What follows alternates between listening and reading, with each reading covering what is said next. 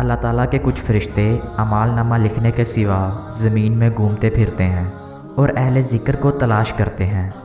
جب وہ ایسی قوم کو جو ذکر اللہ میں مشغول ہو پا لیتے ہیں تو آپس میں پکارتے ہیں، آؤ تمہارا مقصود مل گیا۔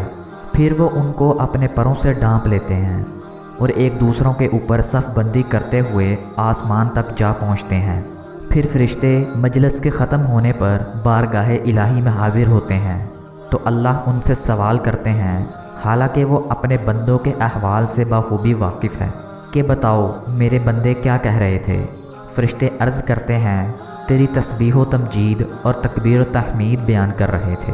اللہ پاک فرماتے ہیں کہ کیا انہوں نے مجھے دیکھا ہے؟ عرض کرتے ہیں نہیں، اللہ کی قسم دیکھا تو نہیں۔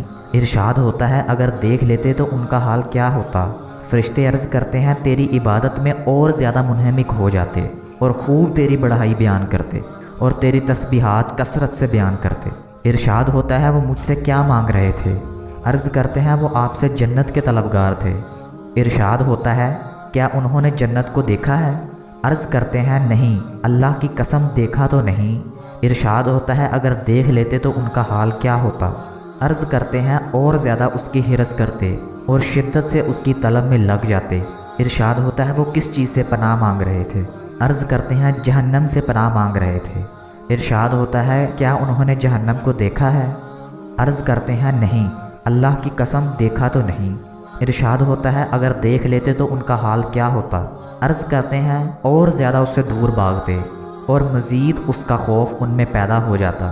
ارشاد ہوتا ہے گواہ رہنا، میں نے ان سب کی مغفرت کر دی ہے۔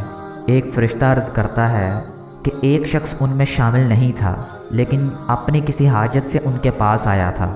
ارشاد ہوتا ہے یہ ایسی قوم ہے کہ ان کے پاس بیٹھنے والا بھی محروم نہیں رہتا، مطلب وہ بھی مغفرت پا جاتا ہے۔